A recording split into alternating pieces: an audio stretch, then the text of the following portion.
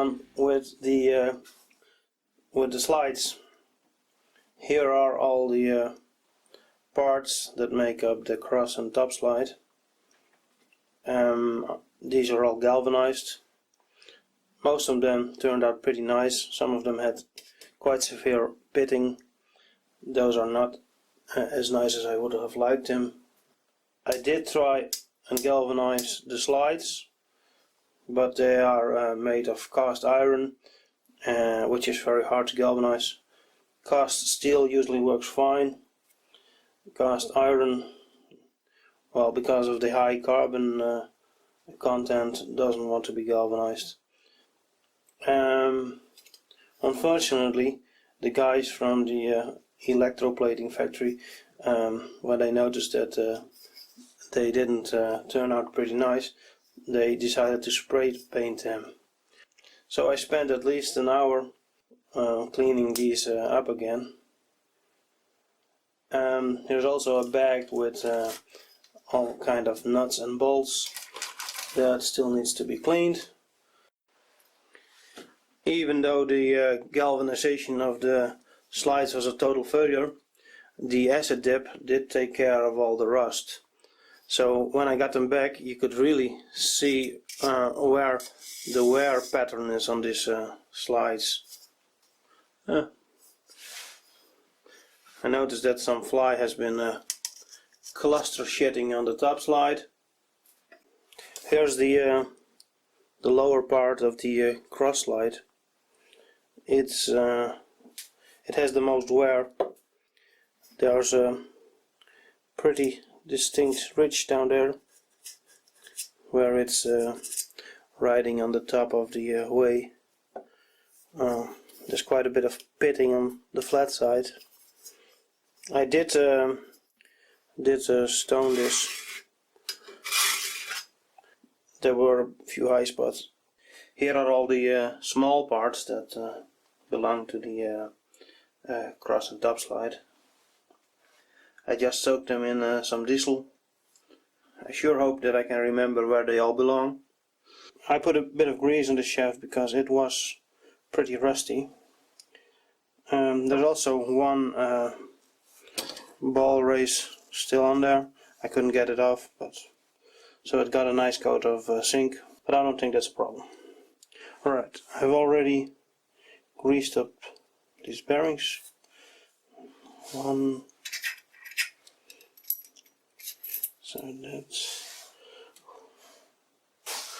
then that's another ball race. They are pretty tight on there, and I even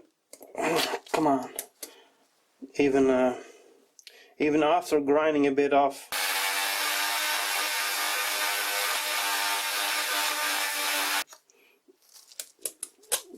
they hardly fit. And the last one.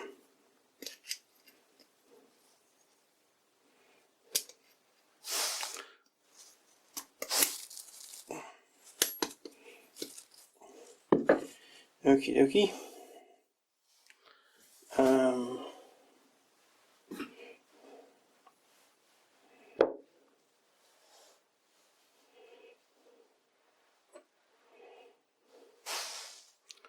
There's a small set screw in here that protrudes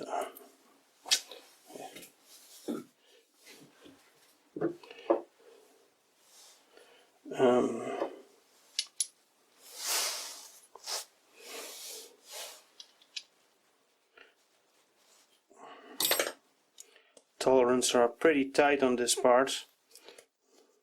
I did sand off the zinc because it just wasn't fitting anymore.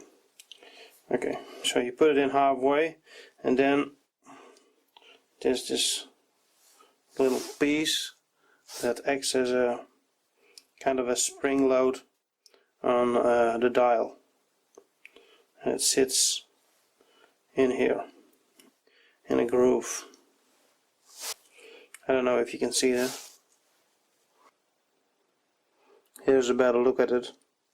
You can see the little flat spring sitting in a groove, and it pushes against the dial, giving it just enough drag. So that's back together, and now you need to lock it down with these round screws. Pretty annoying, but I don't have any replacements.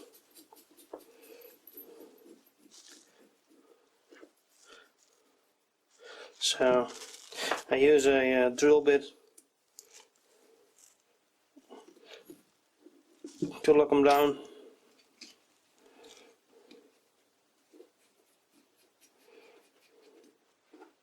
It's not great because this is copper and it's pretty soft, so some of these holes are already worn out.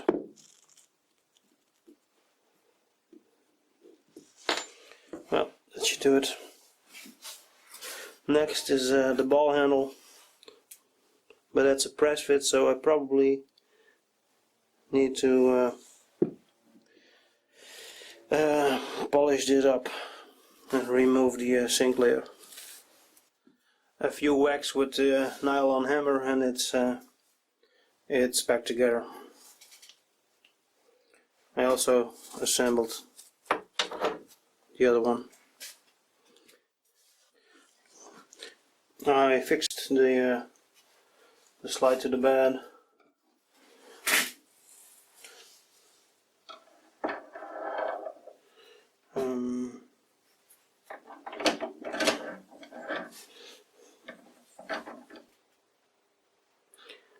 I'm wondering if I should remove this paint.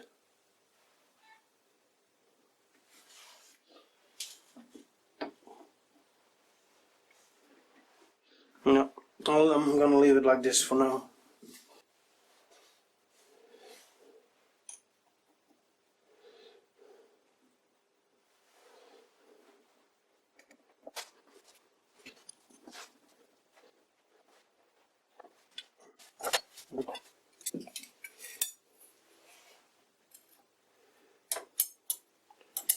That goes like that.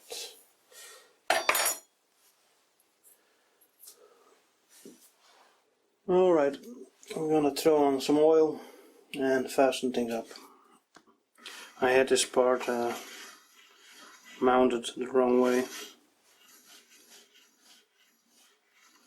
so I had to take it apart again. There's quite a bit of play in here.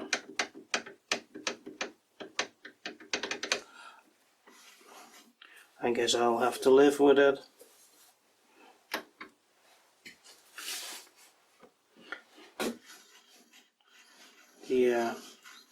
The sound you're hearing comes from the dial indicator rubbing against the the other part. Alright, the thread protector is on there, and now I should install the top slide, but before I'll do that I am going to work a bit on this gib. It has quite a lot of grooves and a very big ridge. I don't know if you can see that on camera. I'm gonna grind that off and then try and flatten it with a stone. I spent almost an hour grinding and rubbing this thing on a stone, and it's not perfect, but it's good enough for me.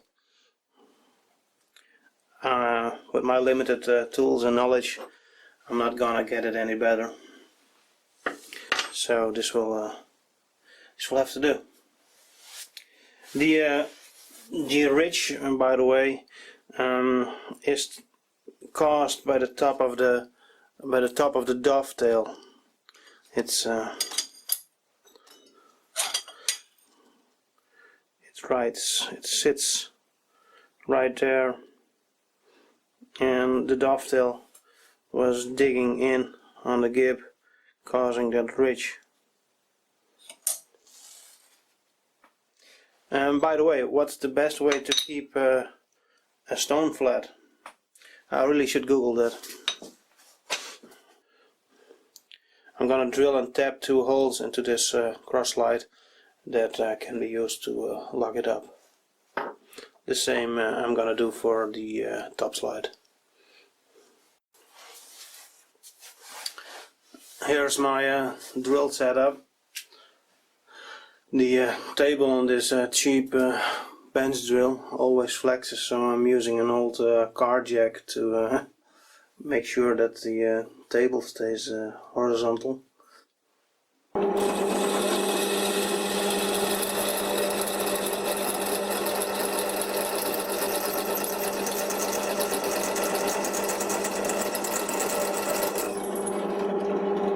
So that's the locking screws taken care of. This one is a bit off center because of a notch on the inside that keeps the gib in place. I gotta find some nicer screws, or maybe cut these to length. I don't know yet. This nut, brass, whatever thingy, you need to screw it down from the underside.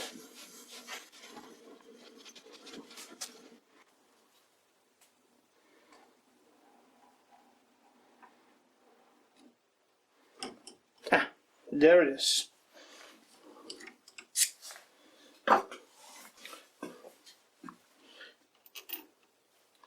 been looking for some Allen heads, but didn't have the correct length, so the old ones go back in.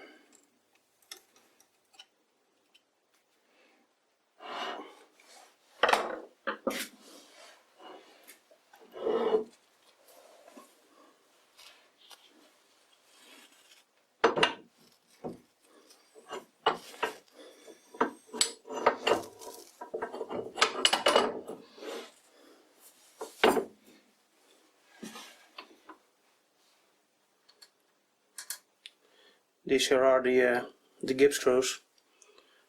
They look homemade flat screws. They are too short to add a locking nut, so I found these M8 Allen heads without a without a head. They're a bit long, but at least I can add a locking nut. Unfortunately, I don't have enough of these, so I gotta find some more, but this is what I'm gonna use. Threads are a bit loose.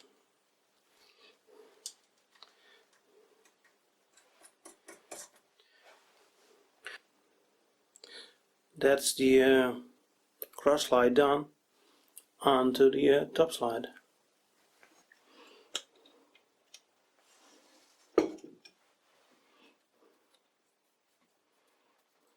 A bit of rust prevention.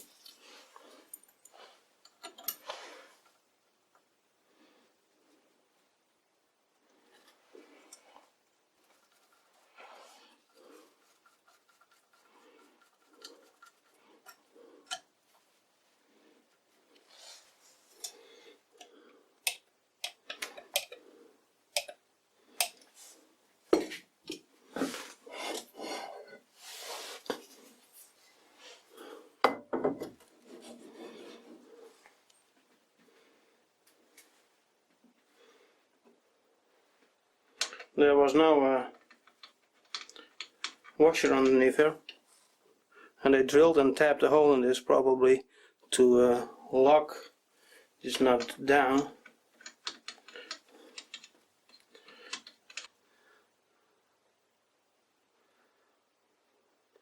The protractor scale is a bit hard to read, but I doubt that it will see much use.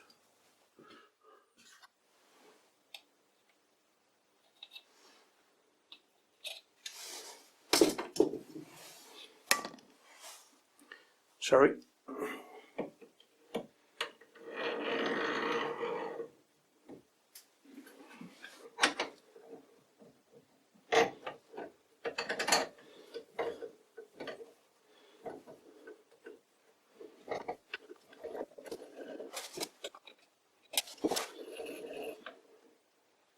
Alright, let me bolt this down. These screws are a bit fiddly because you need to back them up in there in the hole, and then you need to, well, kind of wiggle them into place. And yes, I did switch that thing around.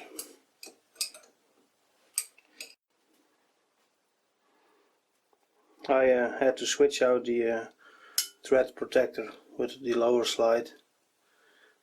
It's the same length, the same size, dimension, or whatever, but it just isn't fitting. It shows you that standardization wasn't as good in the old days as it is today.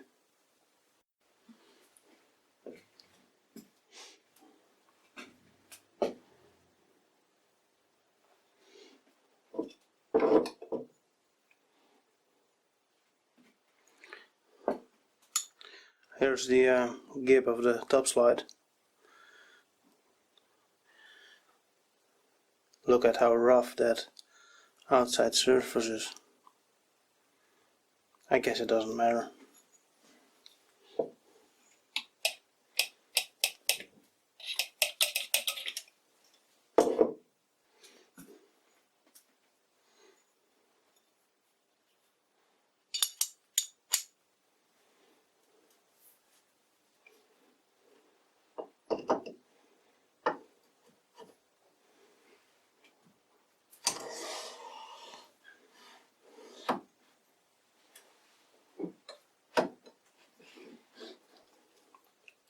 Now we gotta get those screws in from below.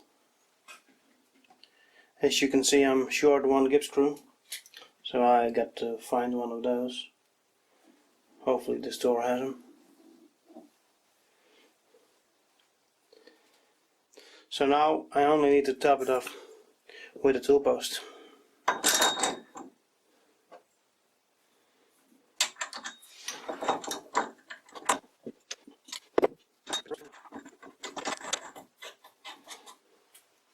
That's it.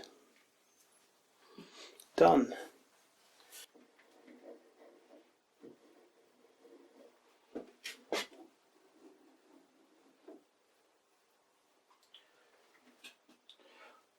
Well, doesn't look too bad. I'll leave you with a before and after shot.